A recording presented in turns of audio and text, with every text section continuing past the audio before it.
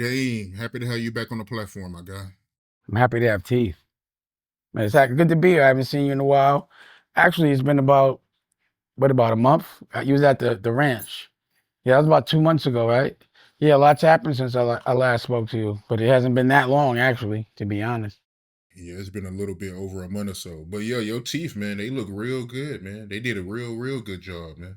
Yeah, I had no choice, All the implants in my mouth broke, and they had to take them out, and then they had to put new bone. And because the new bone, the most dentists, the way they were doing it, didn't want to put any denture or anything. My option was to walk around with no teeth for 6 months, and I was like, I can't do that. Not no teeth, you know. It's like if you could imagine not having teeth in a lot of the way that you promote your family office is by talking, and I couldn't do any of that with no teeth.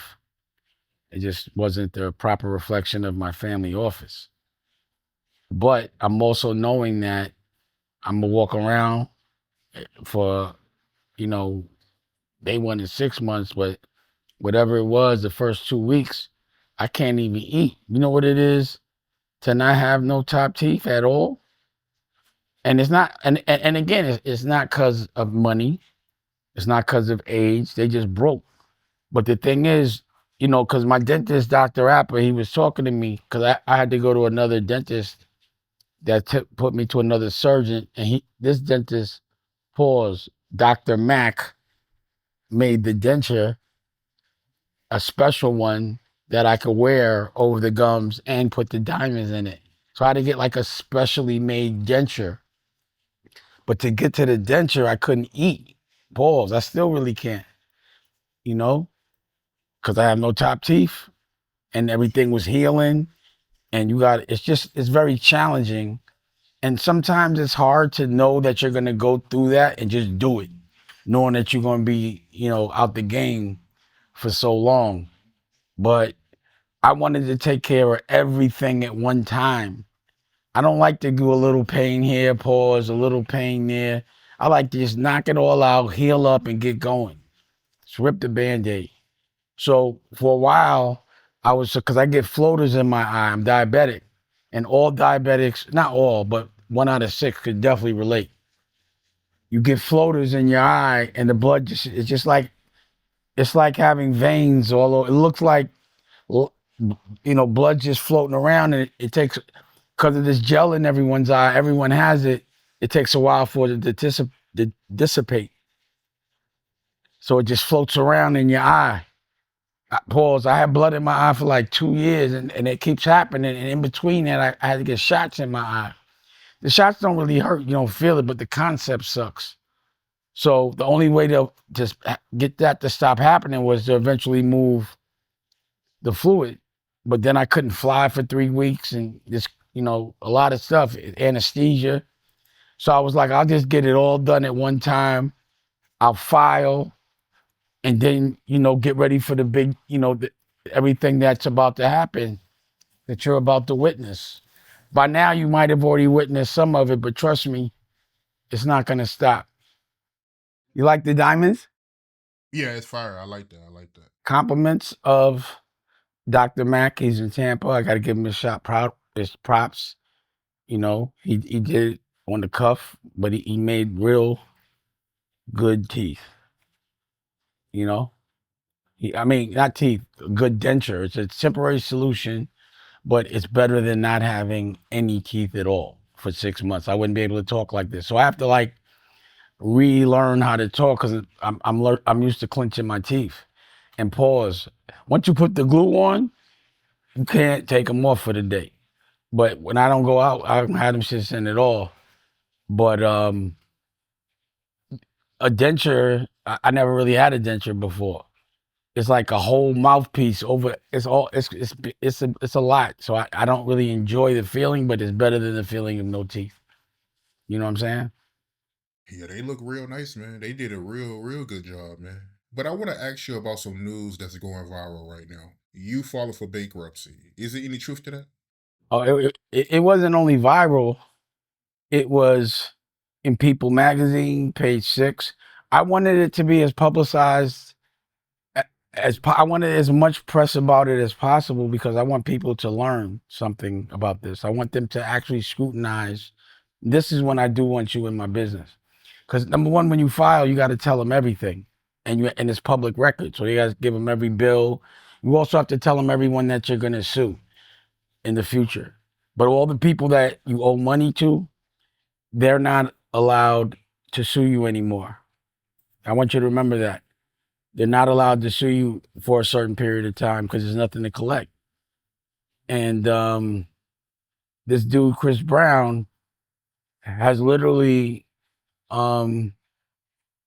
he to me, what he does is he does this muddy waters. He muddies the waters a lot because he's a lawyer and he's intelligent. I'm not going to take that from him, but I think he's dumb because he just wasted a lot of time. Allegedly, I don't want to catch another lawsuit, even though I can't get sued. I got PTSD, I think.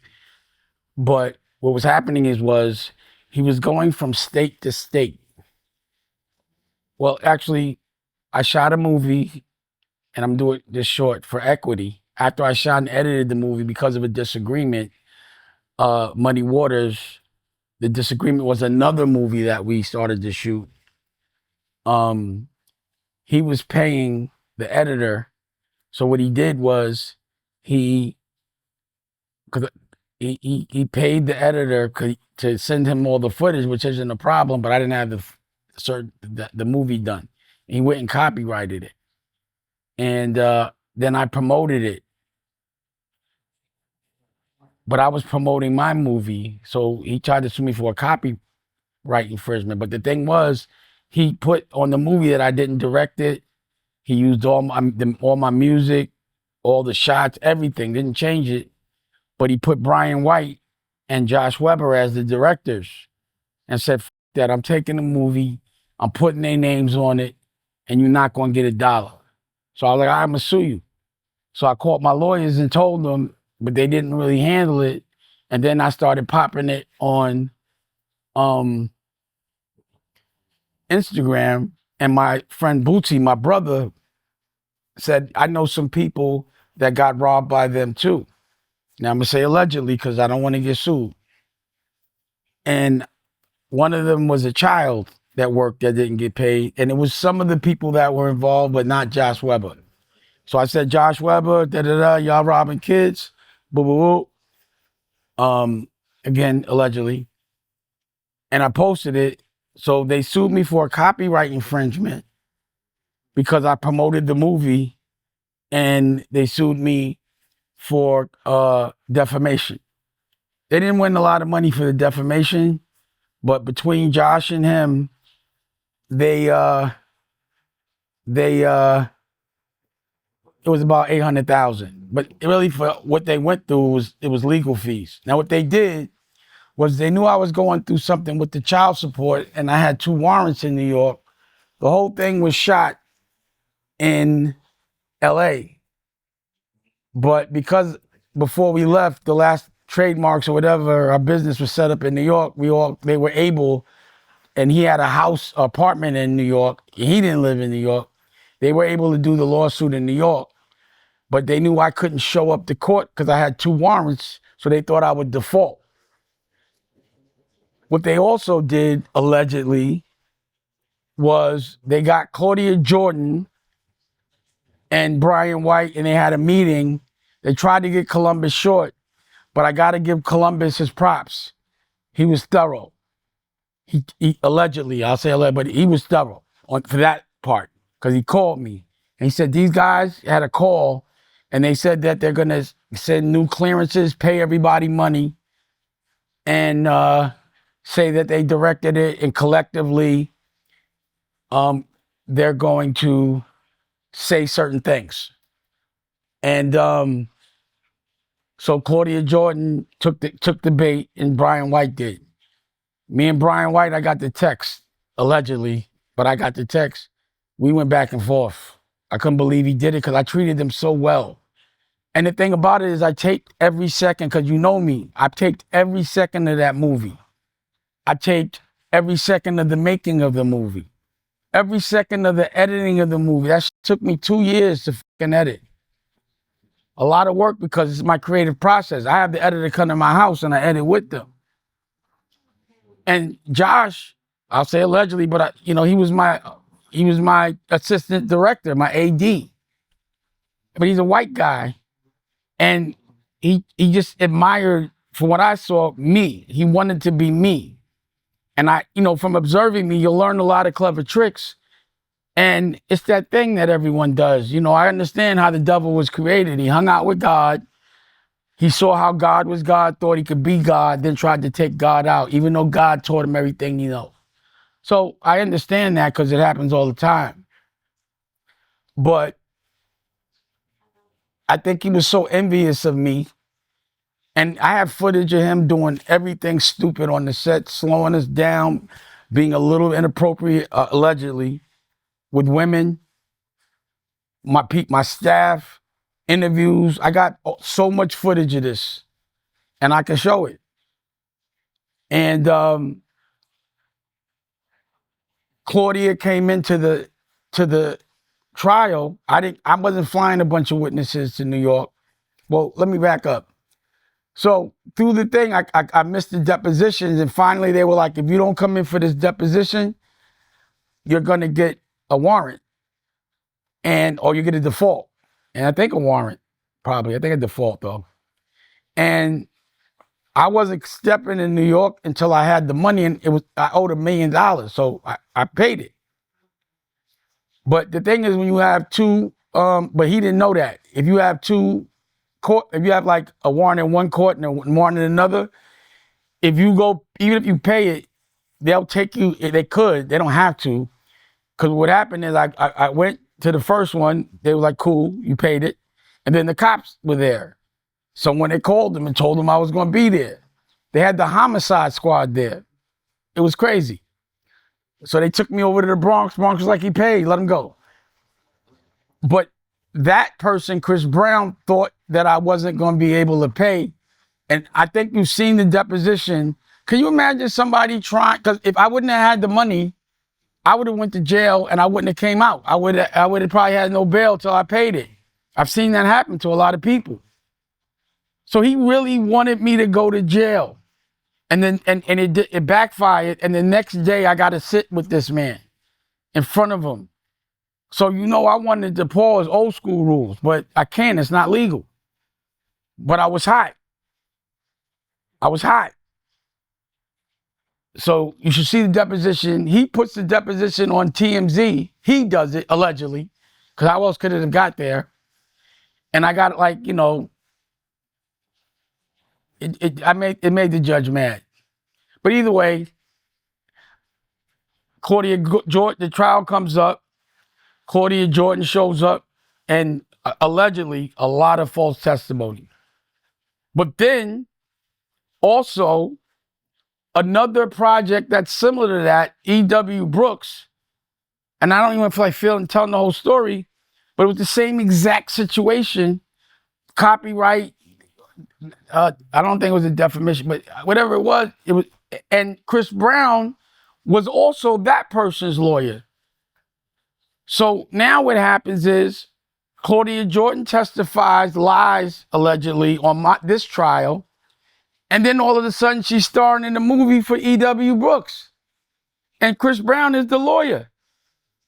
And then we find out that allegedly that Josh was the one that called E.W. Brooks and said, do you want a law? Do you want to give a law? So basically what it looks like is happening is, allegedly, is that Josh is going around telling people, I'll do a free lawsuit for you if you make shit up and you can win this much money. And collectively, we can get a lot of money and we'll all work together. It doesn't sound legal to me. So I was like, let me let them play this all the way out. So, and then I start getting lawsuits all over the country, random stupid lawsuits, a lot. And all lawyers Chris Brown's the lawyer for everyone. So what was happening was, because I had that judgment, I lost the case, $800,000, but I think they collectively, They tried to sue me collectively for about $500 million. 500 million, 200 here, 100 here, 50 there. They only won 800,000 collectively. That's not even legal fees. But what he was doing was affecting the family office. So every time I would promote something for the family office, he would send a letter saying that I owe him money. And with big corporations, they don't play that. Once you get a legal letter, they just shut you down. And with my family office, it's all startup companies. So they're not making money. Every single dollar has to go to buying more things, making more content, just business acquisitions. But at some point, because a regular business usually takes about 10 years to be profitable, but they usually have a loan. So the bottom line is I filed because I was going to pay the government, but when you owe $20 million, you can't pay $20 million from a job. You made the $20 million from selling a company. So the only way I'd have been able to pay that $20 million was to catch a lick. I had to start a company and sell one. So the government wasn't tripping because that's what I was trying to do. Because every dollar that I put into business and pay people, they're paying taxes on that money. So they getting their money. They wasn't bothering me. But this dude was messing with the family office, and I can't have that. So that's why I filed, so I can make these announcements, and he can't call Paramount or Simon Schuster and hit me with any more lawsuits, because each one of these lawsuits cost at least, 160,000, 200,000. Just every time he would file in another place, it would cost me a certain amount of money to fight it. Even if you win the motion, you still got to pay the lawyer. And he knew that. So I'm looking at everything. And in the lawsuit, it says, who might you sue? Every single person that was there, because I want to know, because that just doesn't sound legal. I said legal because it sounded, because it feels like it could be a RICO. I don't know. But I want to find out. So I'm doing everything I can to see if this is a RICO. And if it's not, I won't try it. But I just don't think that it just looks like the state to state and all the repetitive stuff and all of the benefiting from it. Those sound like RICOs to me, civil, allegedly. But they're on the list. So that's why I filed. Now, let me ask you a question. If somebody gets a $150 million loan, do you consider them rich? Not at all. So that means they owe 150, right? Exactly. You got to pay that money back. So what most companies do is they get loans for like $200 million. If any one of the people that you consider a billionaire has a $100 million loan that they haven't paid back, then to me, they got to work that off. It doesn't make them rich. It means you got a lot of money and a lot of work to do. And this is, to me, the more debt you have, the broker you are. But people look good spending other people's money, but they be broke because it's other people's money till they work it off. Is that logical to you? Absolutely. I have no debt. So if a billionaire has $150 million of debt and I have none, I got more money. I have no debt. Now, this is what happens. And people wonder, and this is why I got out the music business. The only way to really, because that's how they keep controlling you, by giving you more money. The more money they give you, the more control they have over you. So somebody gives you $150 million, you have to do whatever they tell you to do until you work that off, and you lose all your power. I don't want that debt. I don't care. You're not going to loan me $200 million to do a company that's probably not going to work out, so that you could tell me what to do for a certain amount of years. That's what independence is. Real power is having your own money, not other people's money. And what I just did, I did for my family office with no one else's money. I don't have no debt. Now, the family office pays their taxes. And I'm not even allowed to talk about the family office. I signed the NDA without permission. But I think I know the owner, so I should be all right. I hope. But we paid, the family office might have just paid $500,000-$600,000 worth of taxes. They don't write about it when we pay when my family office pays taxes. They only would write about it if it didn't. We have a lawsuit with E.W. Brooks because allegedly she used a picture that Rocky took and put it on her book. But they won because we sued her for the copyright infringement. They said it was retaliatory, so we got sued for the legal fees. It was like 70 grand. We paid about 60 of that already, 50, maybe 40. We pay those judgments. My family office, now that pays its taxes. It pays its judgments. Me, I have no income. I work for free. So my dream was to do it for my family with no debt. That was my dream. And now I'm in it. I did it. And now I have no debt.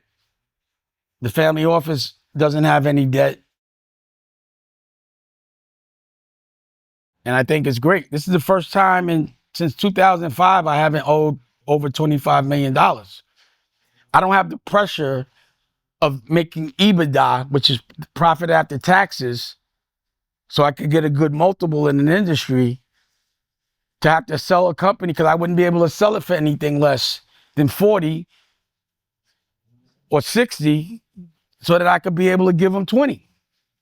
I don't have to do that anymore. I could relax. I'm celebrating that I don't have to make that much money to pay nobody back no more. But I do wonder if I'm putting, like, the way I win my wars is I look at my enemy's perspective. So I'm like, allegedly, because every time I tell his name, I got to say allegedly. I don't care.